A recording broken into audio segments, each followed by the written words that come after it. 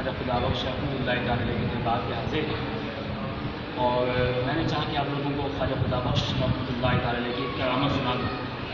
آپ کے بارے میں آتا ہے کہ ایک بار آپ حلق شریف کروا رہے تھے، اپنے سر کے بال اتروا رہے تھے، تو ایک عورت آئی جو غیر مسلم تھی، اس نے آ کے کہا کہ بڑے خواجہ بنے پھرتے ہو، میرا بچہ گم ہو گیا سے ڈھونڈ کے لاؤ۔ آپ نے فرمایا کہ میں یہ حلق پورا کروا لوں یا نہیں، حالانکہ آپ نے درمیان تک حلق کروایا ہوا تھا، آدھا حلق کروایا ہوا تھا، یعنی کہ آدھے سر کے بال کروائے ہوئے تھے۔ وہ عورت کہتی نہیں ابھی سے۔ آپ نے فرمایا چلو اپنی آنکھیں بند کرو۔ جب اس عورت نے آنکھیں بند کی تو خواجہ خدا بخش رحمۃ اللہ تعالیٰ نے جب فرمایا کہ کھولو، اس نے اپنی آنکھیں کھولی تو اس کا بیٹا سامنے کھڑا ہوا، حالانکہ وہ 4 سال سے غائب تھا۔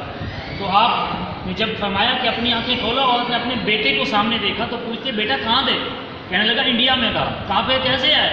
کہا ایک ہاف حلق والے بزرگ نے مجھے یہاں لا کے کھڑا کر دیا ہے۔